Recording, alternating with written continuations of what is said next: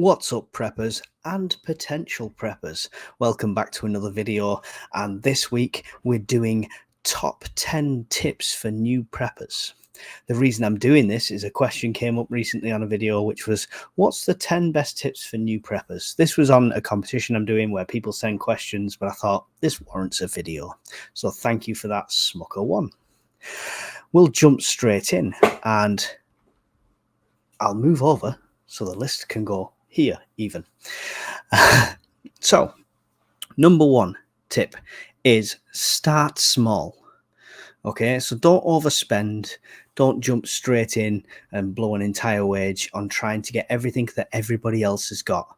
This isn't a competition between me, between other preppers, between anyone you know that does this. Just start small and keep it realistic. That's tip number one.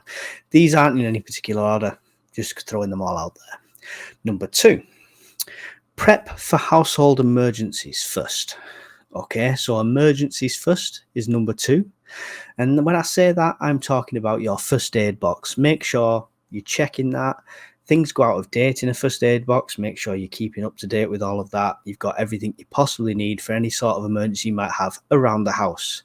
I'm not talking full defib and tourniquet and, minor surgeries. We're just talking about household injuries, burns, things like that. And then also think about prepping for fire safety. I've got fire blankets. I've got extinguisher, things like that. So this is not just prepper stuff. This is what everyone should have. It would probably save a lot of lives. Number three, take a breath. Weird tip, I know, but there's loads of fear mongers on this platform, on other platforms. There's loads of things to fear in the mainstream news. So just make sure you step back, you take a breath, and you approach this in the manner that suits you best. Number four, this would be my number one if they were in any sort of order, except for random. Plan. Plan everything. Plan everything. So plan your preps, plan your storage, plan how you're going to use your money, plan how that's all going to correlate, plan where's you're going to be stuff located in the house for access. Write down your plans for absolutely everything. Planning costs you nothing but a bit of time. Paper, pencil, that's it, okay? So make sure you plan. Number five, have targets and goals. So obviously, don't just say my goal is have 5 years of food in a nuclear bunker, that's got enough provisions to last all throughout a nuclear war. Be realistic. So start your plan with, if you're new to this, I'm going to get a week's worth of water and food for everyone in my house. Get to that stage, feel that sense of accomplishment, then plan to do a month's worth, 3 months worth, a year's worth, gradually. Same with anything you're prepping for extreme. Plan to build your own little Faraday box. Upgrade that to something bigger, like one of the bins that Scottish Prepper just did.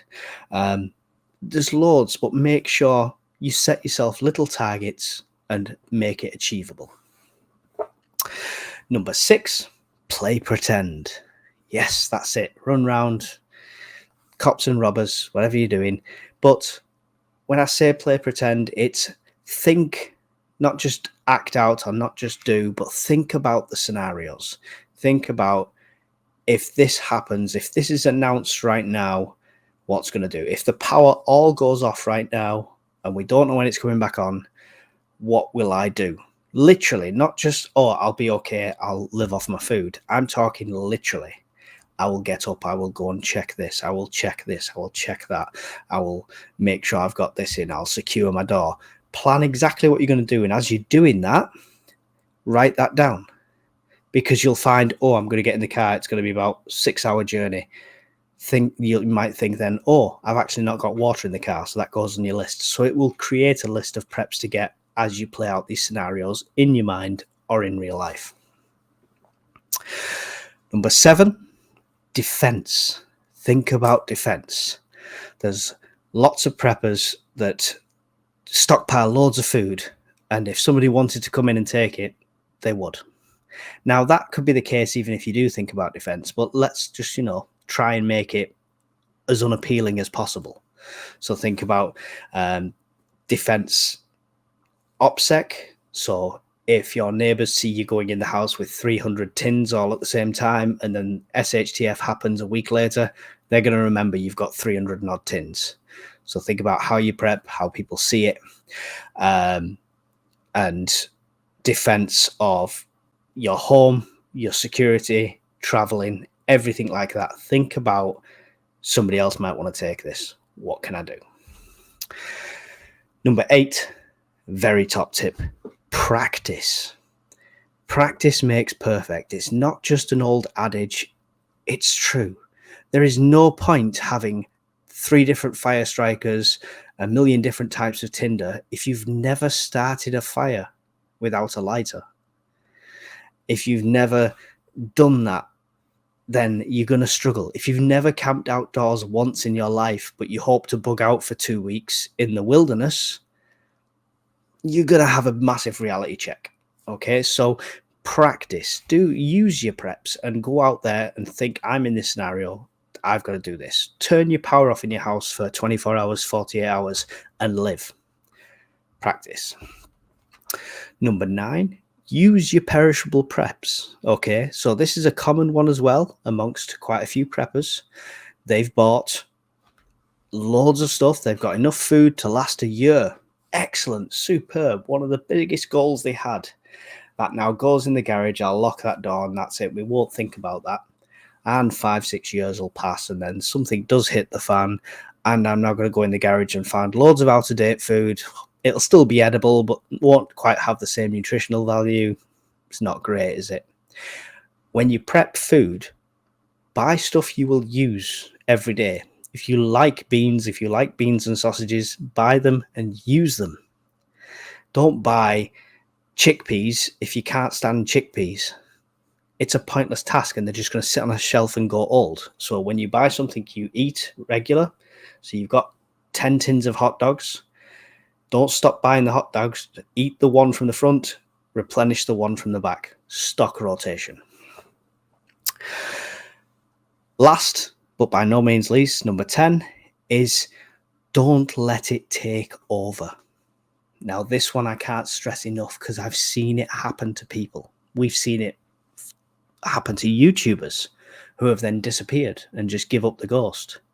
Don't let it take over your life. This cannot be your be-all and end-all. If you know SHTF is going to happen in 3 days, fine, throw everything into it. But we don't know that. Don't let it take over your life. Enjoy time with friends, family, live your life, and prepping is a sideline. Prepping is that much of my life. Everything else is up here. Okay? So make sure it doesn't take over you. It's not good for anyone. It's not good for your mental health. And if you're not mentally strong, no matter how many supplies you've got, you ain't surviving SHTF. That's it. That's my 10 tips for a new prepper that I wish somebody had told me at the start.